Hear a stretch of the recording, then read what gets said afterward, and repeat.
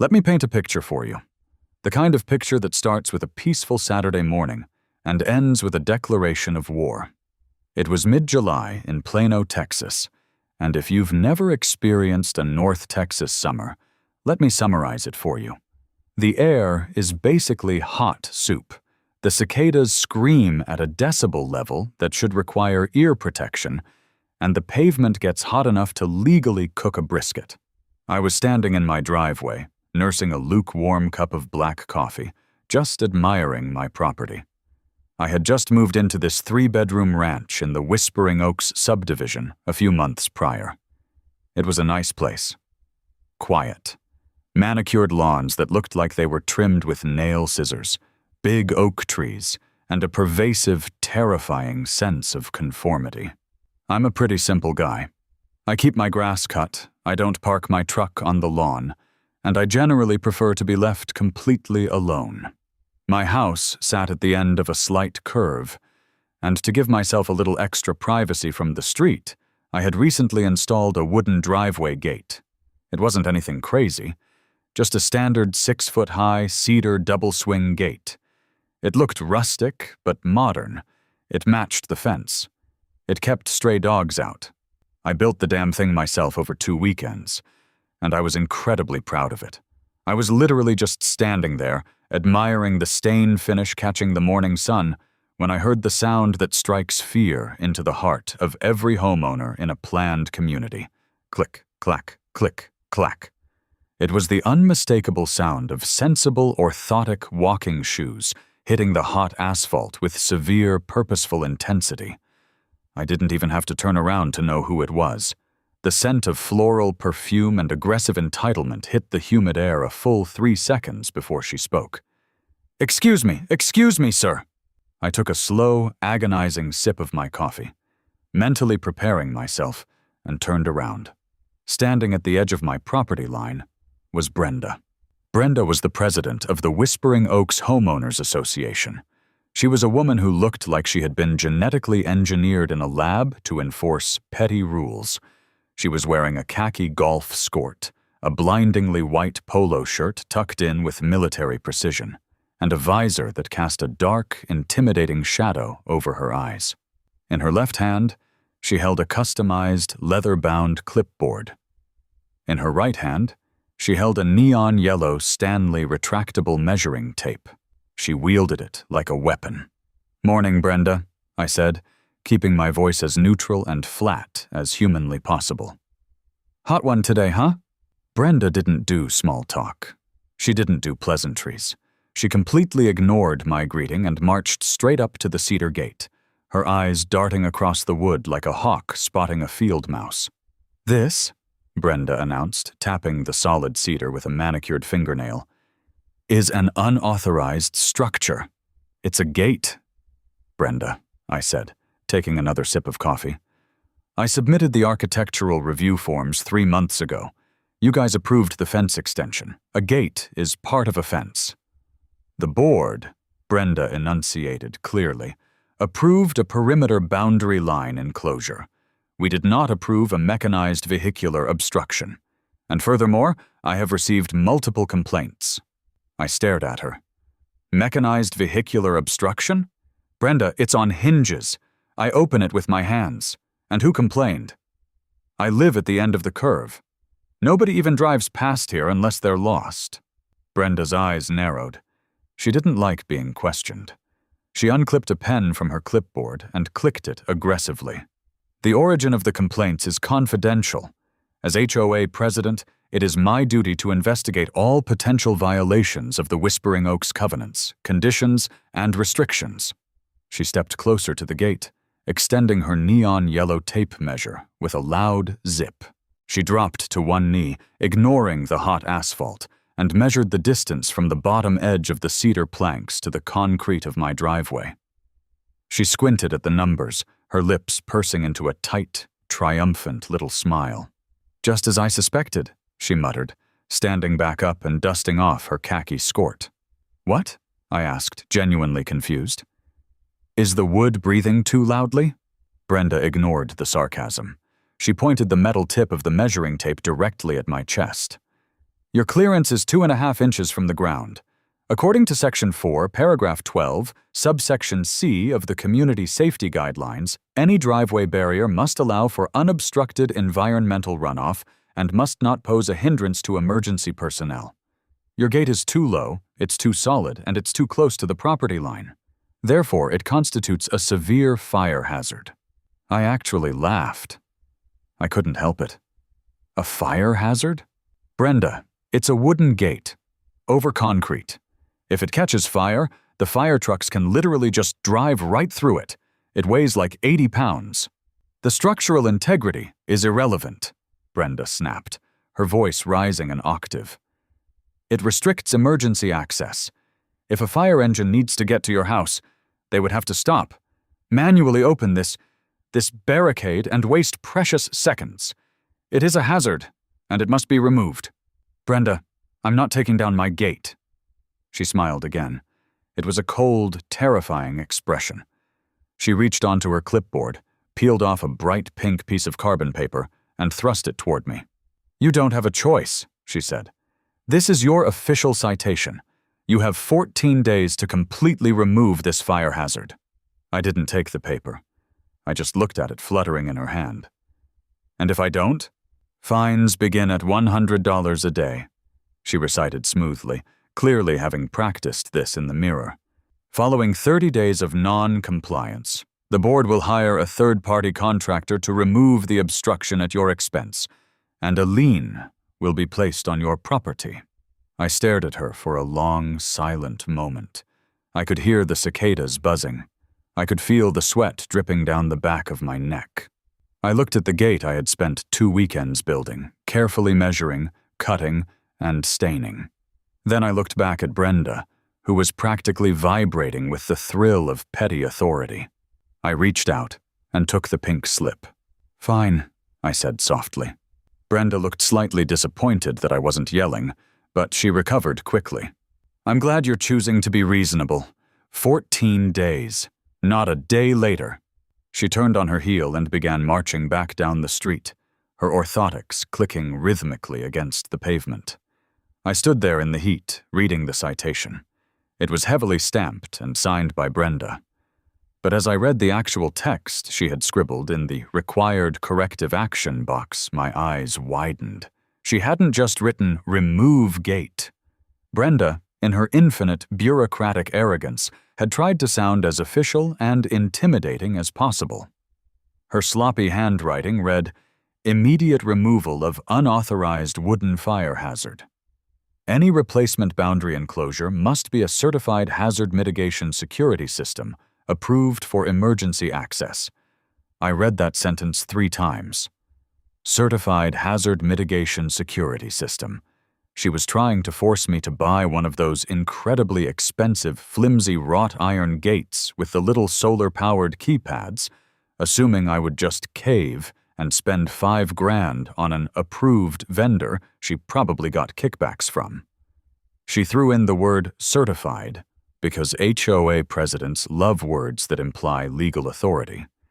But words mean things, and legal definitions are very, very specific.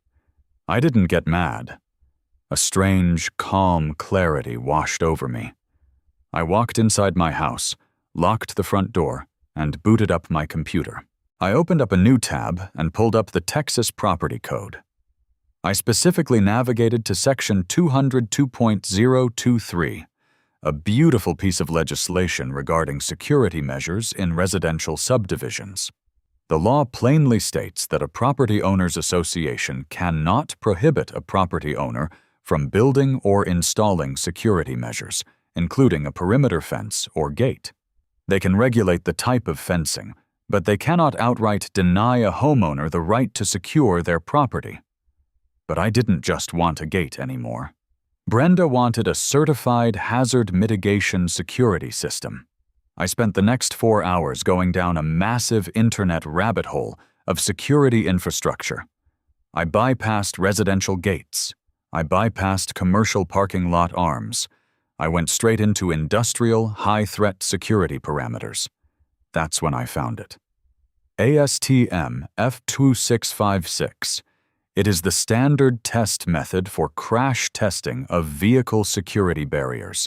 It is the literal, official certification used by the United States Department of Defense to rate barriers designed to stop vehicular terror attacks. It is, by every technical and legal definition in the dictionary, a certified hazard mitigation security system. A massive grin spread across my face. Brenda wanted a certified barrier? I was going to give her a certified barrier. I was going to build a barricade so intense, so aggressively compliant with her poorly worded citation, that it would make a military base look like a petting zoo. I picked up my phone and started searching for commercial heavy-duty contractors in the Dallas-Fort Worth area. I needed someone who didn't build fences. I needed someone who built bank vaults, prison infrastructure, and government black sites. I found a company called Ironclad Perimeter Solutions, based out of Fort Worth. I called the number. A guy with a gravelly voice that sounded like he gargled with whiskey and broken glass answered on the third ring. Ironclad. This is Mike. Hey, Mike, I said.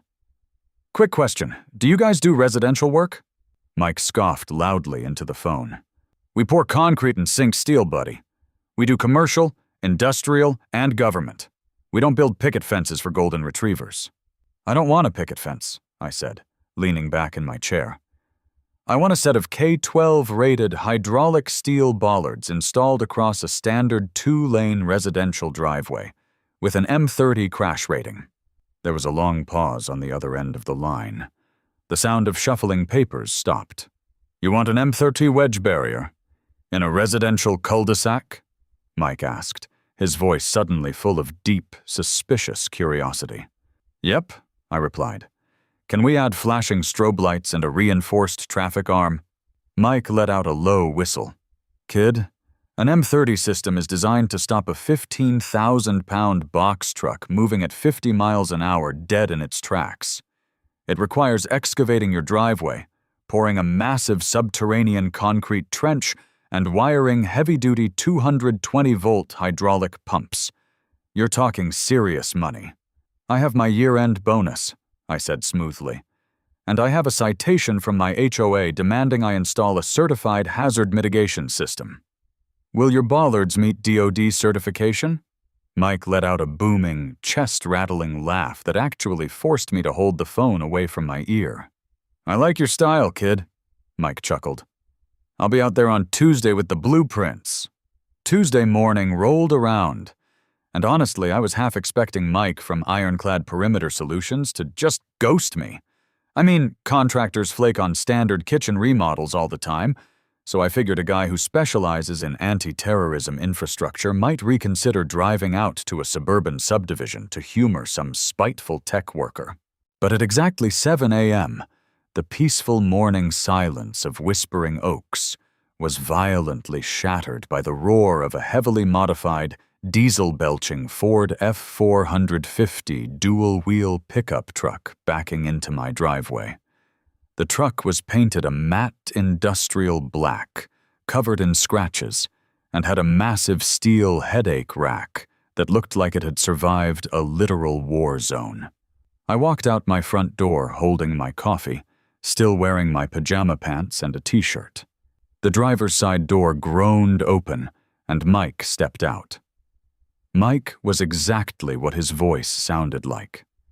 The man was about 6'4", built like a brick outhouse, and wearing faded Carhartt jeans, steel-toed boots that had seen better decades, and a high-visibility yellow shirt that was aggressively stained with what I could only hope was hydraulic fluid.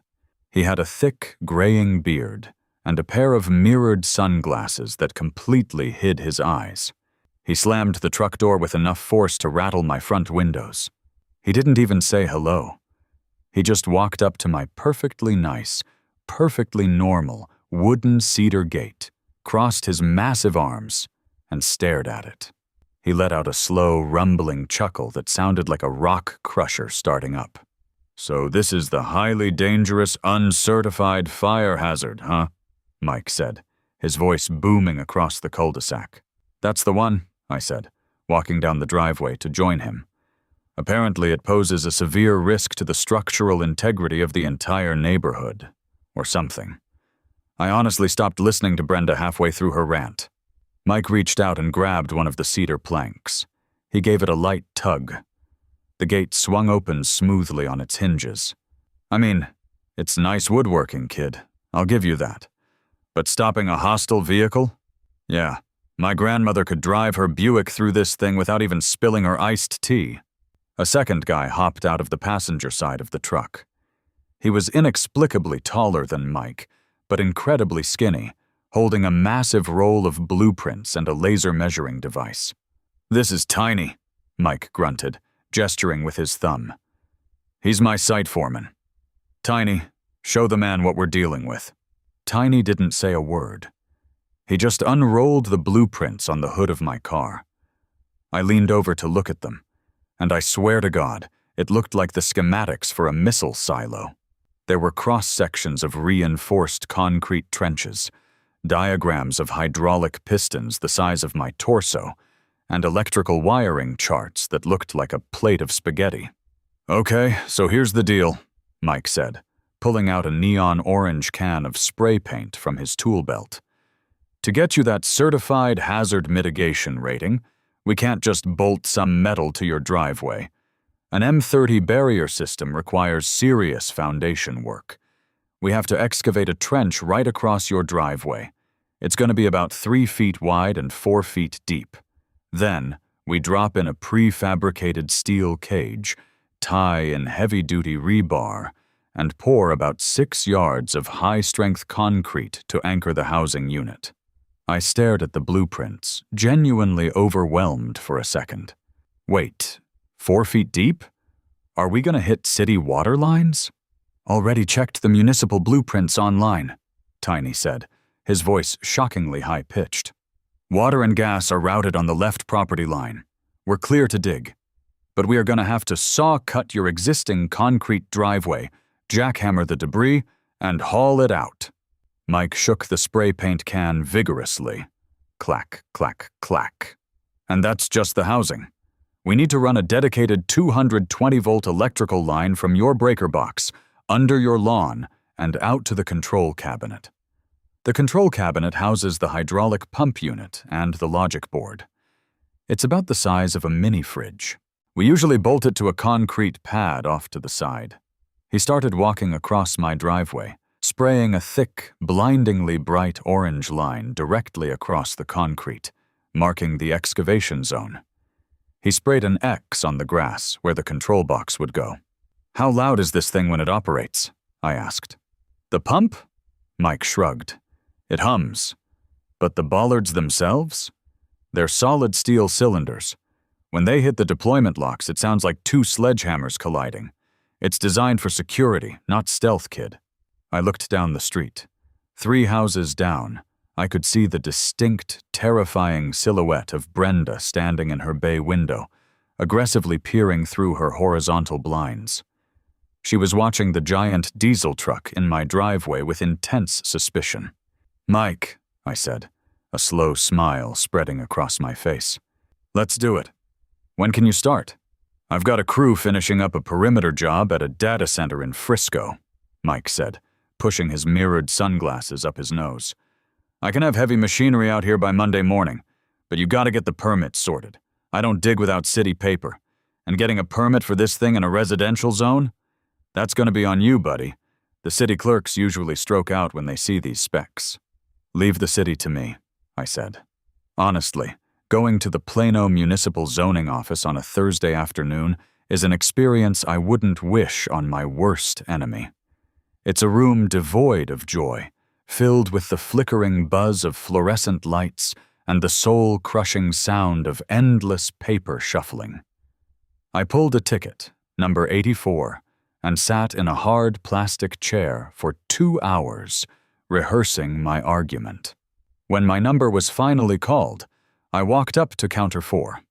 The clerk sitting behind the plexiglass was a woman named Doris. Her name tag was crooked. She was aggressively chewing on a piece of bright blue gum, and she looked like she hadn't smiled since the mid-90s. "How can I help you?" Doris asked, not looking up from her monitor. Hi, yes, I need to submit a permit application for a driveway boundary modification and electrical trenching, I said, sliding the massive stack of paperwork and Mike's intimidating blueprints under the slot in the glass. Doris sighed, took the gum out of her mouth, wrapped it in a sticky note, and pulled the blueprints toward her. She flipped to the first page. She blinked. She flipped to the second page. She adjusted her glasses. She flipped to the third page, which detailed the hydraulic lift mechanism and the K-12 crash rating specs. She looked up at me, her expression completely blank. Sir, this is a permit application for a military-grade vehicle wedge barrier. The address listed is a residential home in Whispering Oaks. Correct, I said, nodding enthusiastically. Sir, are you building a bank, a prison, an embassy? Nope, I replied, leaning against the counter.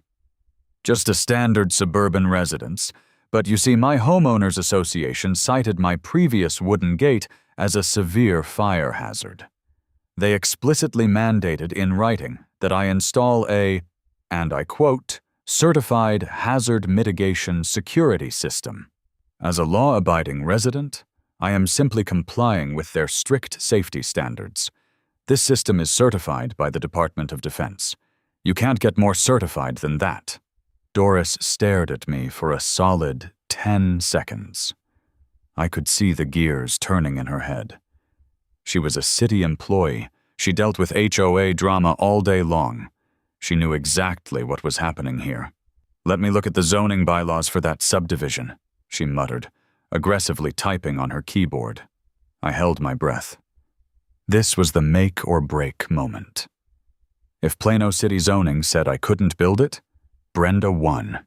Okay, let's see, Doris mumbled, squinting at the screen. Maximum fence height in front of the property line is 4 feet.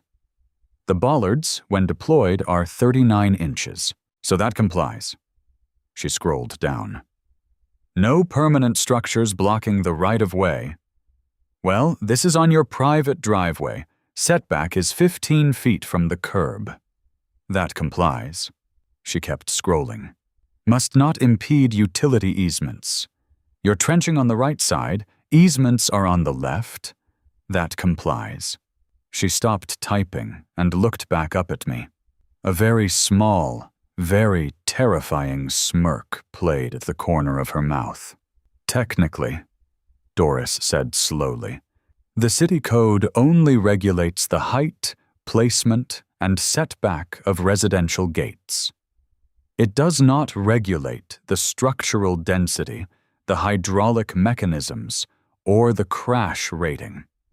If your HOA specifically mandated a certified mitigation system, and this is entirely on your private property, she grabbed a massive, heavy rubber stamp.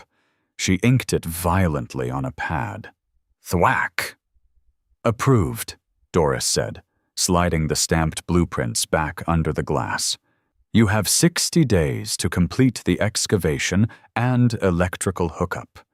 Call for inspection before you pour the concrete over the trenches.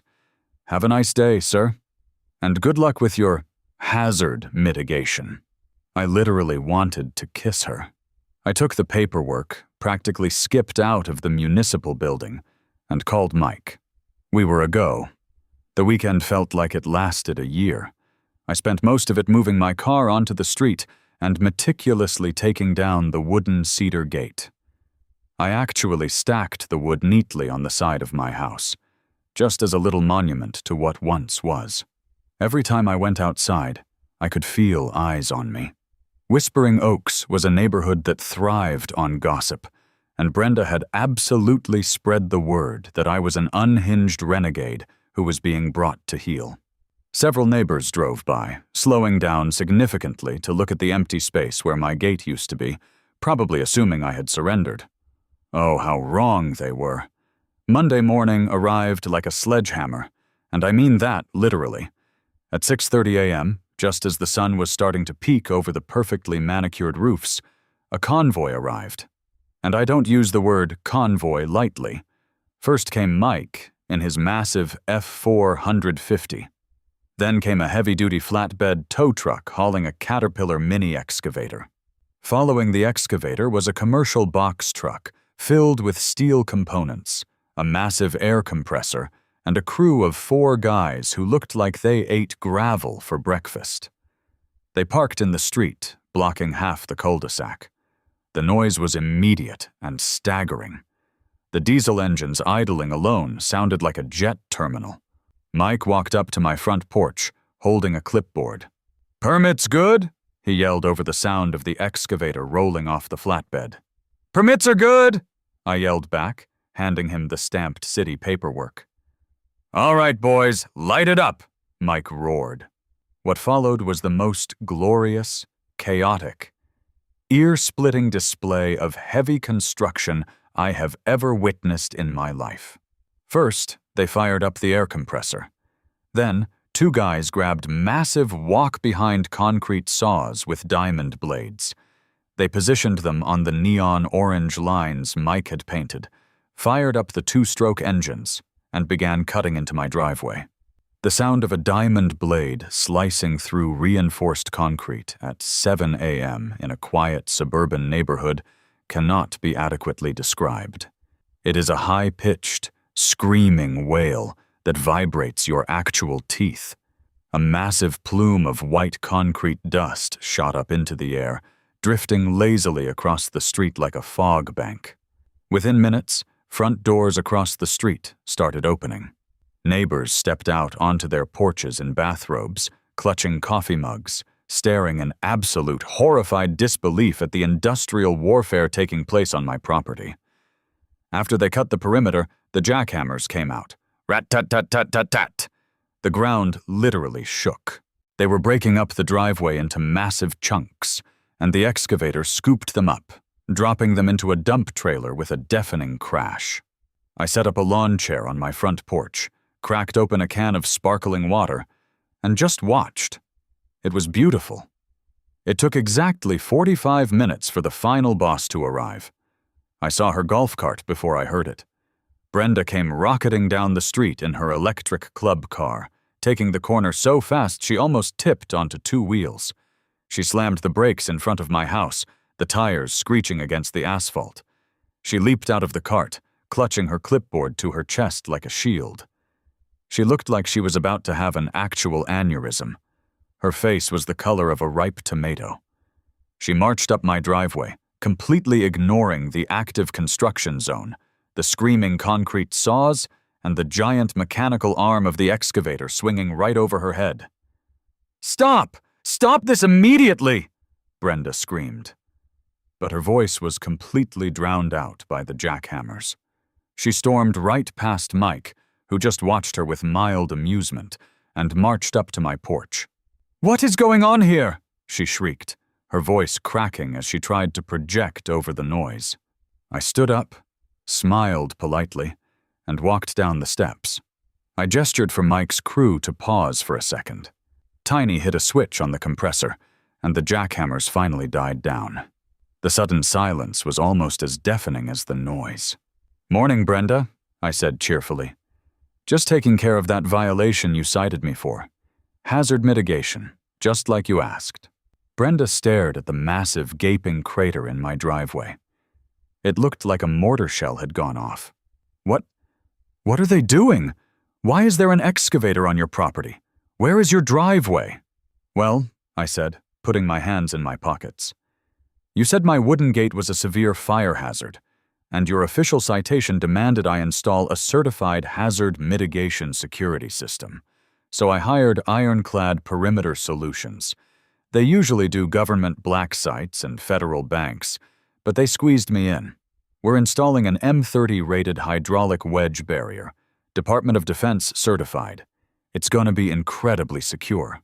Brenda's mouth opened, but no sound came out for a solid 5 seconds. She looked from me to the massive steel cage being unloaded from the box truck, to Mike, who gave her a cheerful 2-finger salute. You are out of your mind," Brenda finally exploded, her voice echoing off the houses. "This is an architectural abomination. This violates every standard of aesthetic harmony in the Whispering Oaks Community Charter. You cannot build a military bunker in your driveway." "Actually," I said, pulling a neatly folded, heavily laminated piece of paper out of my back pocket. It was the pink slip she had given me. "Your citation explicitly demands a certified security system. You didn't specify aesthetic guidelines in the corrective action box. You specified certification. ASTM F2656 is the gold standard of hazard mitigation. Honestly, I thought you'd be proud of me for taking community safety so seriously." "I am calling the police!" Brenda screamed, spittle actually flying from her lips. "I am having this entire operation shut down. I will have you arrested for destruction of property." "It's my property, Brenda," I pointed out. She didn't care. She yanked a bedazzled iPhone out of her pocket, her fingers trembling with rage as she dialed 911. She turned her back to me, pacing furiously on the edge of the lawn, yelling into the phone about industrial terrorism and unauthorized excavation. I looked over at Mike. He was leaning against his truck, arms crossed. "You want us to wait, kid?" "Nah," I said. "Keep digging, Mike. We're on a schedule." Mike grinned.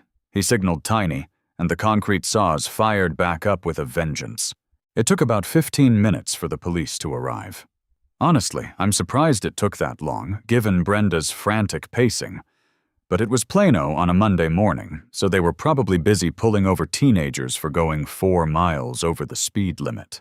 A standard black and white Chevy Tahoe Cruiser slowly rolled into the cul-de-sac, its lights flashing silently.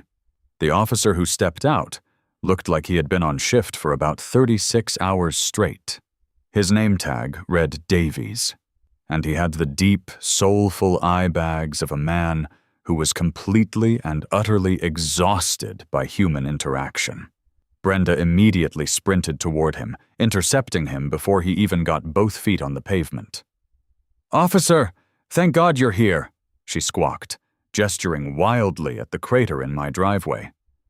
"You need to arrest this man. He has hired an unauthorized construction crew, he is destroying neighborhood infrastructure, and he is violating an explicit HOA stop work directive."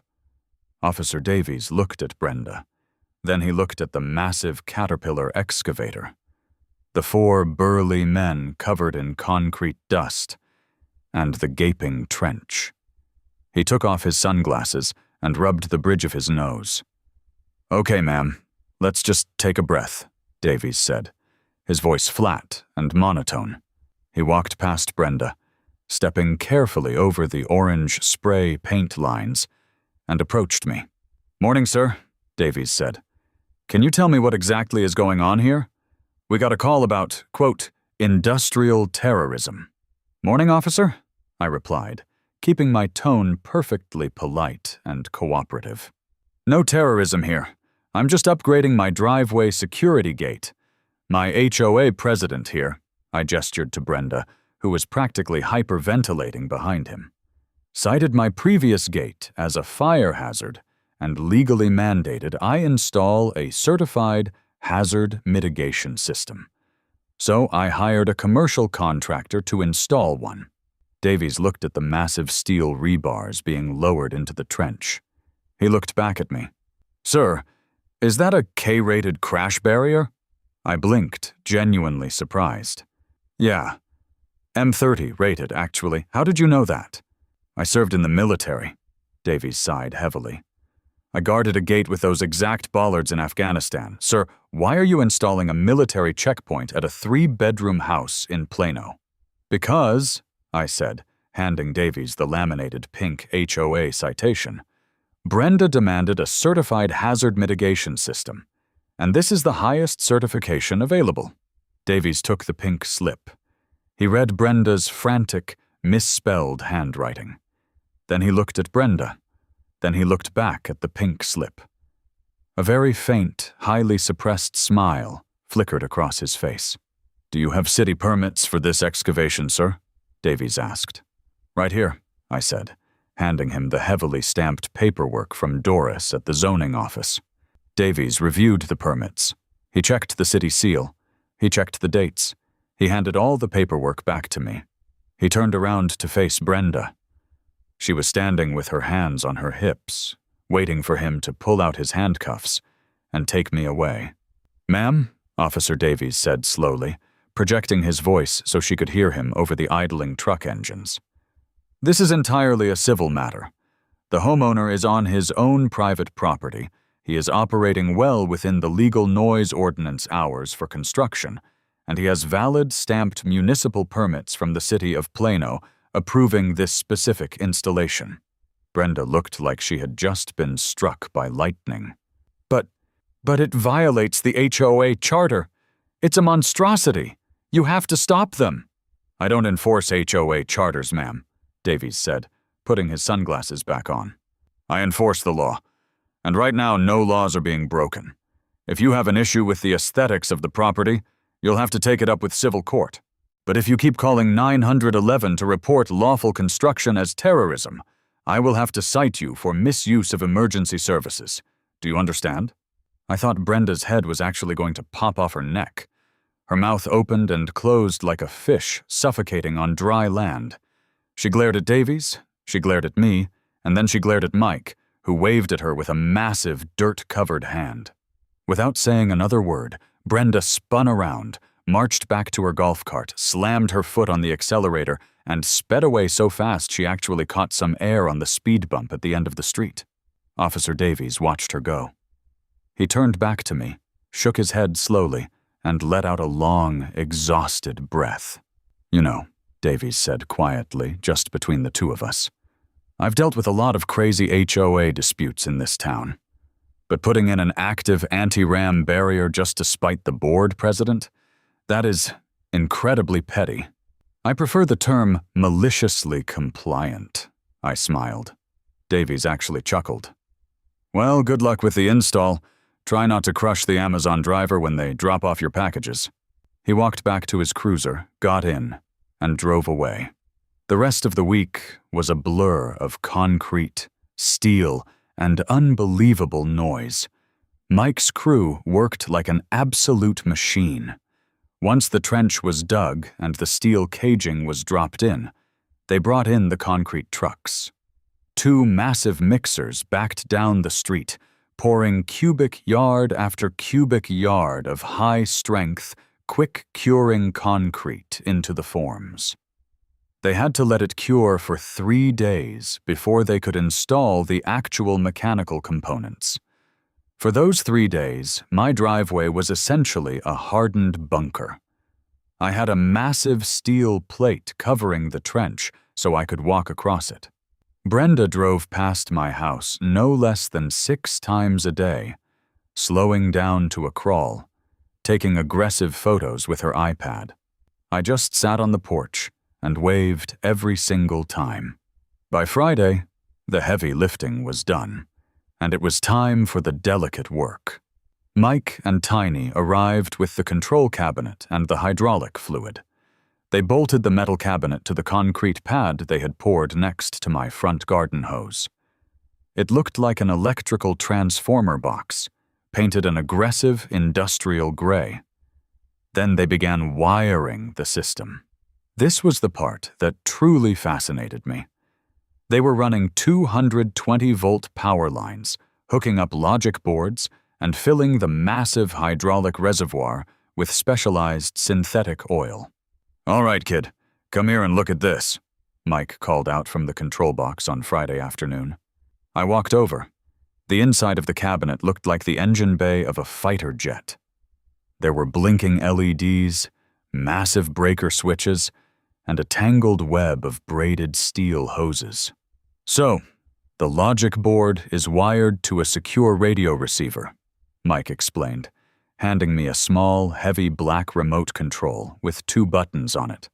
It looked exactly like a standard garage door opener, but it weighed about a pound. Button 1 triggers the deployment. The hydraulic pump kicks in, pressurizes the lines, and fires the locking pins. The bollards shoot up in about 1.2 seconds.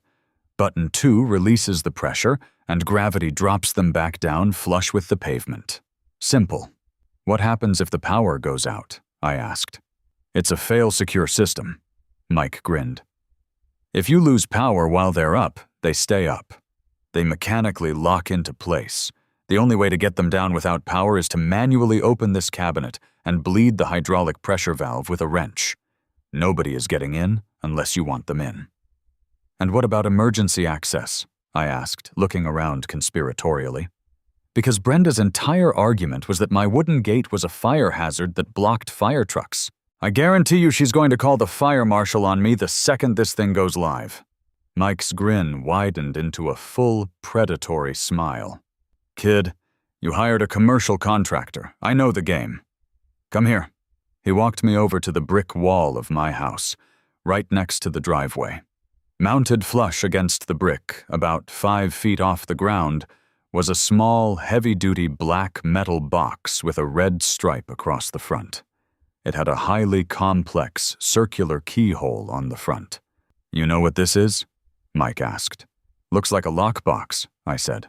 This, Mike said, tapping the heavy metal with his knuckle, is a Knox box.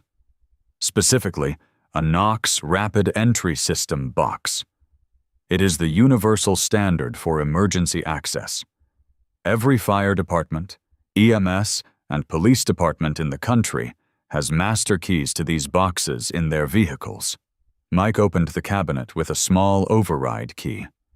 Inside, instead of holding a house key like a standard residential lockbox, there was a heavy-duty toggle switch wired directly through the brick wall and into the underground conduit leading to the hydraulic control panel. I bypassed the primary logic board and wired this switch directly to the emergency release valve, Mike explained, his eyes gleaming with professional pride. If a fire truck pulls up, the captain jumps out, uses his city-issued Knox key to open this box, hits the switch, and the bollards immediately drop. It is 100% compliant with every single local, state, and federal fire code regarding emergency right-of-way access. The fire marshal can't touch you. In fact, he's probably going to want to shake your hand. I was genuinely in awe. Mike, you are an artist.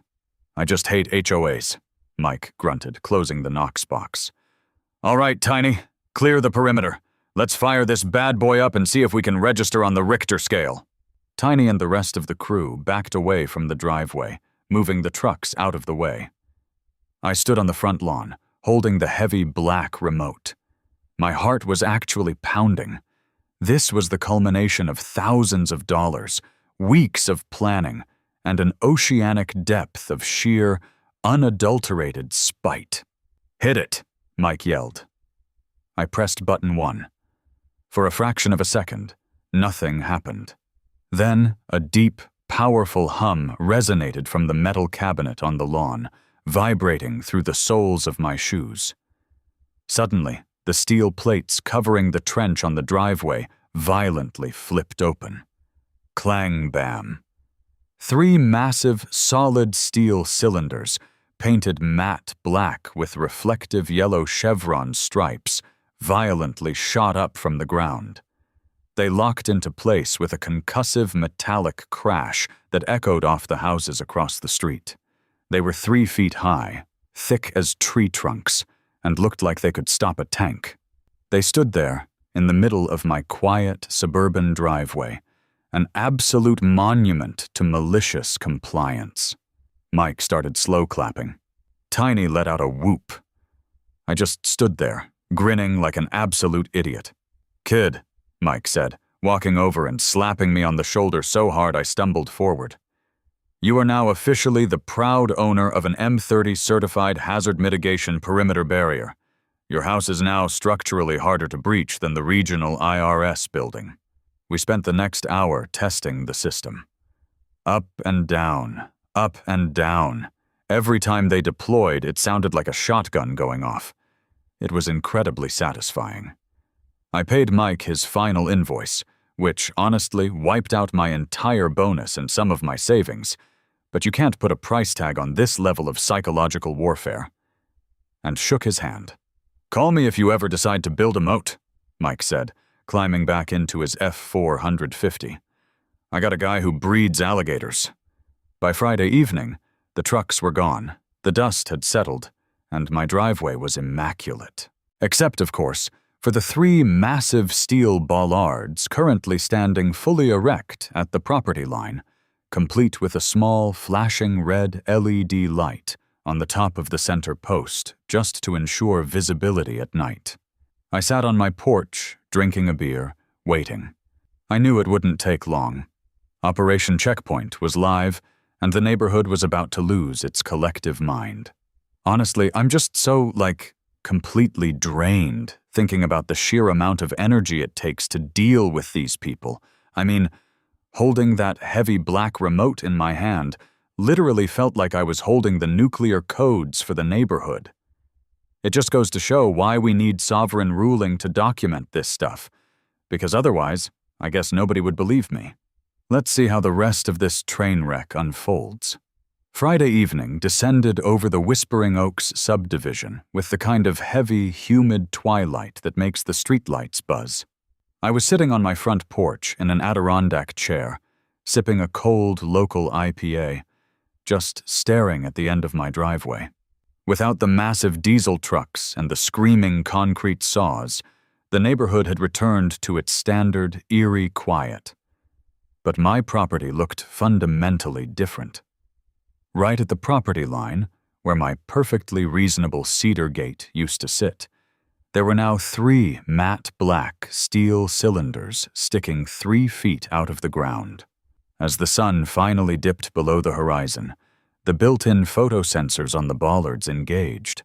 Suddenly, 3 bright red LED rings illuminated at the top of each steel post, slowly pulsing in a synchronized, menacing rhythm.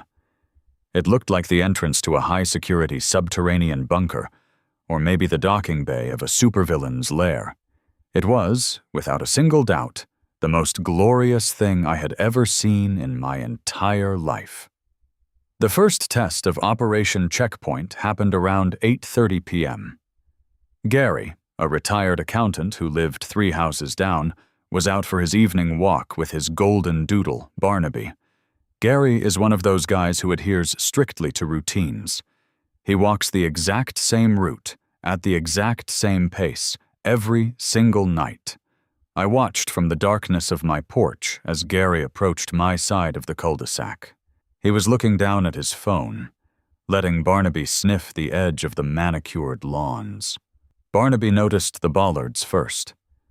The dog stopped dead in his tracks, let out a low, confused boof, and refused to step onto the concrete of my driveway apron. Gary, yanked slightly by the leash, looked up from his phone. I could practically see Gary's brain short-circuiting. He stopped. He squinted at the pulsing red lights. He took a cautious step forward, as if he expected a sniper to suddenly paint his chest with a laser sight. He reached out a trembling hand and tapped the solid steel of the center bollard. It made a dull, heavy thud. Gary looked around wildly, trying to comprehend why a residential home in Plano, Texas, was suddenly fortified against a vehicular siege. "Evening, Gary," I called out from the darkness of the porch. Gary physically jumped, clutching his chest. "Jesus, Geyser, is that you?" "Yep, just enjoying the evening." Gary slowly walked up the driveway, carefully weaving his way between the massive steel posts. He stopped at the bottom of my porch steps, looking back over his shoulder at the barrier. What in God's name is that? Did you hit the lottery? Are you hiding gold bullion in your garage?" "Hazard mitigation, Gary," I said cheerfully, taking a sip of my beer. "Brenda cited my wooden gate as a severe fire hazard. She legally mandated that I install a certified security system. So I complied. Department of Defense certified. Keeps the hazards out." Gary stared at me for a long time. A slow, appreciative grin spread across his face. Gary, like most of the neighborhood, secretly despised Brenda, but lacked the sociopathic dedication required to actively fight her. "You crazy son of a bitch," Gary whispered in awe. She is going to have a literal stroke. That's the dream, Gary. That's the dream. Gary laughed, a genuine belly-deep laugh, and walked away, shaking his head and muttering to his dog about how he needed to buy stock in popcorn companies. Saturday morning was when the real theater began. Word had evidently spread through the Whispering Oaks Facebook group, a digital cesspool of passive aggression that I had purposely never joined. Between 9 a.m. and noon, I counted no less than 14 different vehicles driving slowly past my house. Some were neighbors I recognized. Others were clearly friends of neighbors who had been summoned to witness the architectural anomaly. The highlight of the morning, however, was the arrival of the United States Postal Service. My mail carrier, a lovely older woman named Patty, drove one of those classic, boxy white mail trucks. She usually just pulled up to the curb, leaned out the window, and dropped the mail into my curbside box. But today, Patty had a certified letter for me. I watched from my living room window as the mail truck rolled up to the curb. Patty put the truck in park, grabbed her scanner and a green slip, and stepped out. She took 2 steps toward my driveway, stopped, and pushed her sunglasses down to the tip of her nose. She stood there for a solid minute, just staring at the K-12 barrier. I grabbed my heavy black remote and walked out the front door. "Morning, Patty." Patty pointed a finger at the bollards. "Honey, did the president move in while I was on vacation last week? What on earth is happening here?" "Just some HOA mandated security upgrades," I said. "Hold on, let me lower the drawbridge." I pressed button 2 on the remote. HSSS. The hydraulic pressure released with a sound like a massive air brake. The 3 solid steel cylinders, weighing hundreds of pounds each, dropped flush into their subterranean housings with a heavy, earth-shaking clang-bam. The metal plates snapped shut over them, leaving the driveway completely flat and unobstructed. Patty dropped her scanner on the grass. "Well, I'll be damned," she breathed. She walked over the steel plates, practically tiptoeing, as if she expected them to shoot back up and launch her into the stratosphere. She handed me the certified letter. I didn't even have to look at the return address to know who it was from. "Thanks, Patty," I smiled. "You have a blessed day," Patty said, backing away slowly. "And please don't deploy those things until I'm back in the truck. My heart can't take it." I waited until she drove away before opening the letter. It was exactly what I expected. A formal, aggressively worded summons from the Whispering Oaks Homeowners Association Board of Directors, signed by Brenda. It was a notice of immediate emergency hearing regarding unauthorized militarization of residential property. The hearing was scheduled for Monday evening at the community clubhouse.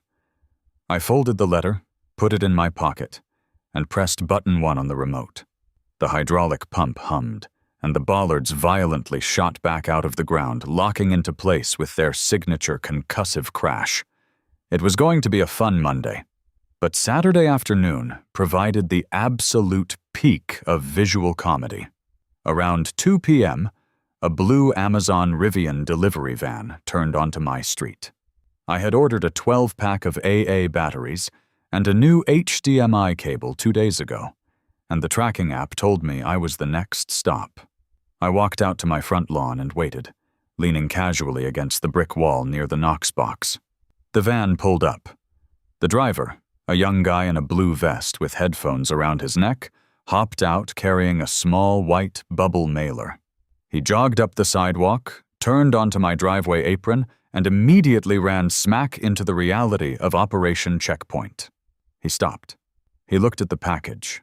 He looked at the house address. He looked back at the 3 heavy-duty steel posts blocking his path. He walked up to the center bollard and knocked on it with his knuckles. "Bro, what the hell?" he muttered to himself. He started looking around the perimeter, checking the brick columns on the side of the house, looking for a keypad, an intercom, or a retinal scanner. He pulled out his phone and started frantically tapping the Amazon Flex app, probably trying to figure out if there was an access code for a literal military barricade. "Hey man," I called out. The driver jumped. "Oh, hey, delivery for Gaser? Is this the right address?" "That's me," I said. "Sorry about the hassle. Hold on a second. Let me clear you for entry." I pulled the remote from my pocket. I made a huge, dramatic show of holding it up, aiming it at the control cabinet like it was a laser designator, and pressing the button. Clang bam! The heavy steel dropped into the earth. The sound echoed across the cul-de-sac. The delivery driver slowly lowered his phone. His jaw was visibly slacked. He looked at the flat driveway, then looked up at me. "Bro," he said, his voice filled with genuine, profound reverence. "Are you in witness protection?" "No, just in a fight with my HOA," I replied, walking over to grab the bubble mailer. "That is the hardest flex I have ever seen in my life," the driver said, handing me the package. "I deliver to literal mansions in Highland Park, and they just have those flimsy little wrought iron gates. This is some Avengers-level stuff. Can you make them go up again?" "You want to see it?" I asked. "Hell yes, I do." I pressed the button. The pump whined, and the steel columns shot back out of the earth, locking into place with a terrifying thwack. The driver pulled out his phone and started recording a video. "My manager is never going to believe this. Reason for undelivered package. Customer's house is an active military installation. Dude, this is legendary. Have a great weekend." He jogged back to his van, still recording, completely making my day. Sunday passed with a tense, vibrating energy in the neighborhood. I didn't see Brenda all day, but I knew she was plotting. Brenda was the kind of person who didn't just accept defeat. She escalated until the collateral damage forced a surrender. Since Officer Davies had completely shut down her attempt to use the police, and since she had explicitly mandated a certified hazard mitigation system in writing, she was legally boxed in on the HOA front. But Brenda had one last card to play, and she played it at 8 a.m. on Monday morning. I was sitting in my kitchen, eating a bowl of cereal, when the sheer volume of flashing red lights outside my window caught my attention. I stood up and walked to the front door. Parked diagonally across the end of my driveway, completely blocking the cul-de-sac, was a massive, bright red Chevy Tahoe. It had municipal government license plates, a massive gold seal on the door that read City of Plano Fire Department, and a full LED light bar flashing aggressively on the roof. Right behind the Tahoe, parked illegally in front of a fire hydrant, was Brenda's golf cart. I opened the front door and stepped out onto the porch.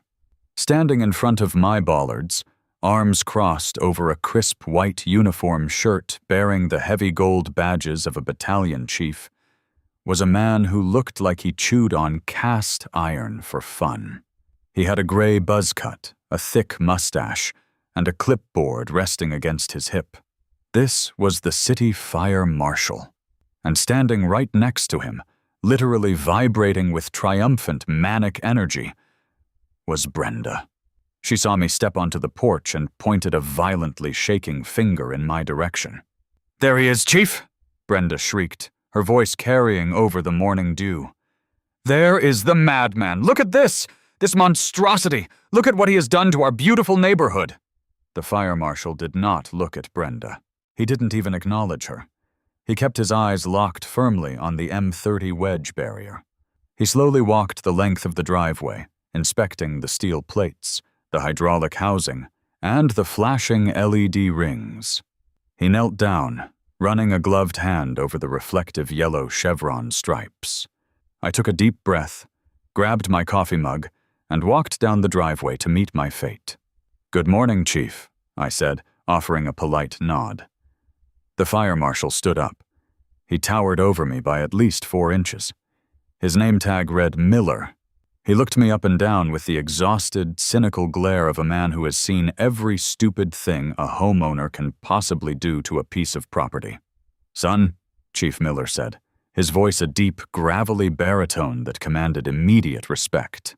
"I have been with the Plano Fire Department for 25 years. I have inspected burning high-rises. I have authorized permits for chemical plants, and I have dug people out of collapsed trenches. In all my years of public service, I have never, not once, seen a civilian install a literal anti-tank barricade in a residential subdivision. It's a certified hazard mitigation system, sir, I said mildly. It's a death trap, Brenda interjected, practically doing a victory dance on the sidewalk. It violates every safety protocol in the book. Chief Miller, if his house catches fire, your engines cannot breach that perimeter. The entire block could burn down because of his reckless, spiteful behavior. He has trapped us all. Chief Miller held up a massive hand, silencing Brenda instantly. She snapped her mouth shut, though her eyes were still gleaming with the absolute certainty of my imminent destruction. The lady, as dramatic as she is, has a point, Chief Miller said, turning his piercing gaze back to me. City Fire Code, Section 104.2, dictates that all residential premises must maintain unobstructed access for emergency apparatus. A fire engine cannot drive over a deployed K-12 barrier. It would rip the undercarriage clean off my $1-million ladder truck. So, I need you to explain to me right now why I shouldn't declare this property structurally condemned, issue a mandatory removal order, and fine you $5,000 a day until those things are dug out of the ground. This was it. This was the moment everything hinged on. If Mike had screwed up the wiring, or if I had misinterpreted the municipal code, I was completely ruined. I took a slow sip of my coffee. I looked at Brenda, who was staring at me with a sickeningly sweet smile of pure venom. Then I looked back at the fire marshal. Chief Miller, I said, my voice calm and steady. I have nothing but the utmost respect for the fire code and the safety of this neighborhood. In fact, that is exactly why I installed this system. The HOA mandated a hazard mitigation upgrade, and I wanted to ensure it was perfectly compliant with all emergency access requirements. Brenda let out a sharp, derisive snort.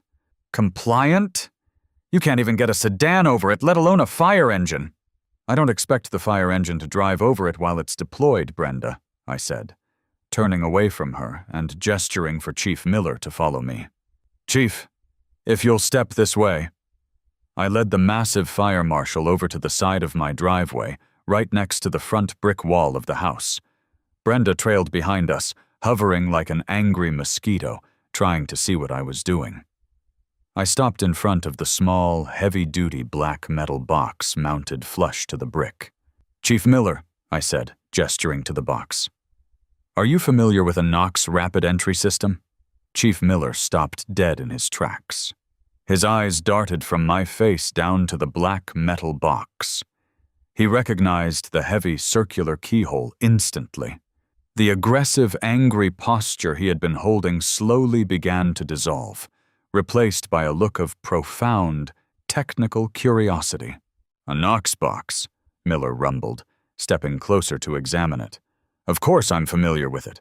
Every commercial building in the county is required to have one holding their master keys.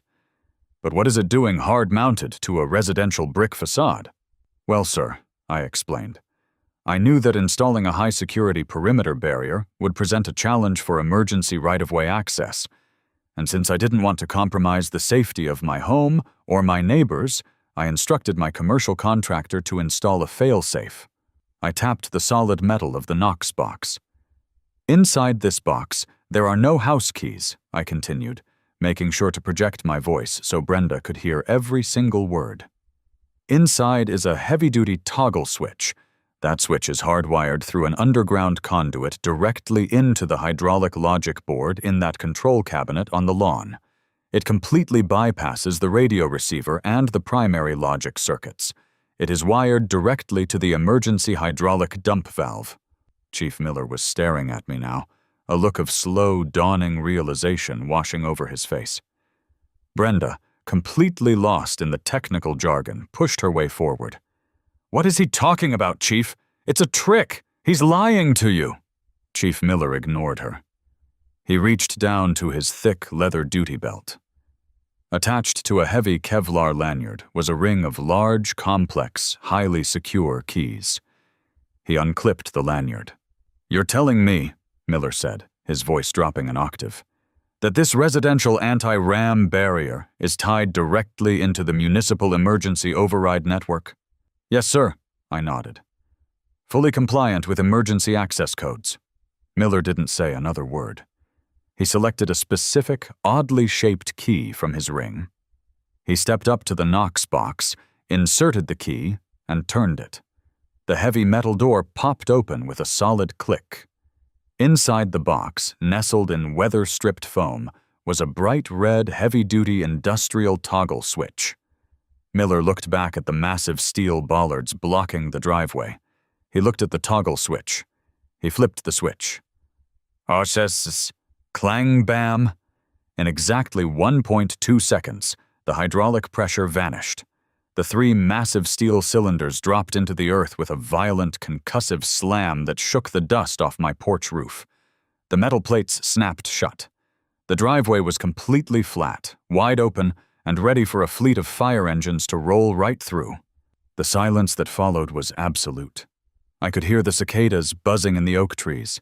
I could hear the faint hum of an air conditioner kicking on 2 houses down. But mostly, I could hear the sound of Brenda's entire worldview shattering into a million tiny, irreparable pieces. She stared at the flat driveway, her mouth hanging open so wide I thought her jaw might unhinge. Her eyes were wide, blinking rapidly as her brain furiously tried to process how her ultimate trump card had just been completely, legally, and spectacularly vaporized. Chief Miller stood completely still for a moment. Then, he reached into the Knox box and flipped the switch back up. The pump roared to life, and the bollards shot out of the ground, locking into place with another terrifying crash. Miller closed the heavy metal door of the Knox box, removed his master key, and clipped his lanyard back onto his belt. He turned to face me. The furious, exhausted fire marshal from 5 minutes ago was gone. In his place was a man who looked like he was desperately trying to suppress the biggest smile of his entire career. "Son," Chief Miller said, his voice thick with emotion, "I have to tell you, that is the most incredibly over-engineered, ridiculously petty, and absolutely flawless piece of code compliance I have ever seen in my 25 years on the job. Who was your contractor?" "Ironclad Perimeter Solutions out of Fort Worth," I said. "Guy named Mike." Miller pulled a small notebook out of his breast pocket and jotted the name down. "I'm gonna have to call Mike. I have some commercial sites that could learn a thing or two about proper fail-safe integration from this setup." Brenda finally found her voice. It was a high, reedy screech of pure desperation. "Chief Miller, you cannot be serious! You are going to allow this? It's a hazard. It's a military weapon." Chief Miller turned slowly to face Brenda. The suppressed smile vanished, replaced instantly by the cold, hard stare of municipal authority. "Ma'am," Miller boomed, his voice echoing off the houses. "This installation is completely legally compliant. It is equipped with a functioning Knox rapid entry system, which means it poses absolutely zero delay to my emergency apparatus. In fact, this homeowner has exceeded the municipal safety requirements. The only hazard here is you wasting city resources." But, the HOA, Brenda stammered, clutching her clipboard to her chest, like a life preserver on a sinking ship. "I don't give a damn about your HOA, lady," Miller growled. He pulled a yellow carbon copy inspection pad from his clipboard, scribbled a few notes on it, stamped it with a massive rubber seal, and ripped off the top copy. He handed it to me. "That is your official fire marshal clearance certificate," Miller said. "You keep that on file. If anyone tries to tell you this system is a fire code violation, you show them that paper and tell them to call my office." "Thank you, Chief," I said, folding the paper carefully. Miller turned his full attention back to Brenda. "Now listen to me very carefully, ma'am. You called the emergency dispatch line, claiming there was an active fire hazard blocking a roadway. That was a false report. I had to pull my battalion vehicle away from a commercial inspection to come out here and deal with your neighborhood feud." Brenda actually took a step back, her face turning pale. I I was just looking out for the safety of the community. If you ever, Miller interrupted, stepping forward so he was towering over her. Call my department again regarding this specific property without there being actual visible flames, I will personally cite you for abusing the 911 dispatch system, and I will have the police arrest you for filing a false municipal report. Do we understand each other? Brenda looked utterly terrified. She nodded, a tiny, jerky motion. Good, Miller grunted. He turned back to me, gave a crisp two-finger salute, and walked back to his massive red Tahoe. He climbed in, turned off his flashing light bar, and drove away, leaving Brenda standing in the middle of my yard, completely and utterly defeated. I took a slow sip of my coffee. It was finally cold, but it tasted like absolute victory. Well, Brenda, I said, breaking the silence. I guess I'll see you at the emergency HOA hearing tonight. I'll make sure to bring my DoD certification, my city zoning permits, and my official fire marshal clearance. Oh, and I'll bring the original citation you wrote, demanding I install this system. Should be a fun meeting. Brenda didn't say a word. She didn't yell. She didn't threaten fines. She just turned around, walked slowly back to her golf cart, got in, and drove away at a very reasonable, defeated speed. Her shoulders were slumped, and she didn't look back once. The Monday night HOA meeting was less of a hearing and more of a coronation. I walked into the clubhouse, dropped the stack of municipal, federal, and fire marshal paperwork onto the folding table, and dared the board to challenge it. Brenda barely spoke. When one of the other board members tentatively suggested that maybe they could vote to force me to remove it based on aesthetic guidelines, I casually mentioned that removing a state-approved HOA-mandated security device would make the entire board personally liable for any theoretical security breaches on my property under Texas Civil Code. They dropped the issue immediately. The unauthorized militarization charge was formally dismissed, and the meeting was adjourned in record time. It's been 6 months since Operation Checkpoint went live. Life in Whispering Oaks has actually been incredibly peaceful. The HOA board leaves me completely alone. Brenda actively avoids driving past my house. If she sees me outside, she will actually put her golf cart in reverse and take the long way around the loop. The neighborhood kids, however, think I'm some sort of retired Black Ops super spy, which is a rumor I actively refuse to deny. Sometimes, late at night, when the neighborhood is quiet, I'll go out to the porch just to watch the red LED rings pulsing in the darkness. I'll press the heavy black remote, listen to the deep, satisfying thud of the steel dropping into the earth, and then fire them back up again. It's excessive. It's ridiculous. It's the most expensive, over-engineered piece of driveway hardware in the history of suburban Texas. But every single time I hear that concussive crash of the K-12 barrier locking into place, I am reminded of a very important lesson. When a petty tyrant demands that you strictly follow their poorly worded rules, you don't argue with them. You don't fight them. You follow their rules so aggressively, so completely, and so disastrously to the letter that they beg you to stop. And that, my friends, is how you execute a flawless Department of Defense certified malicious compliance.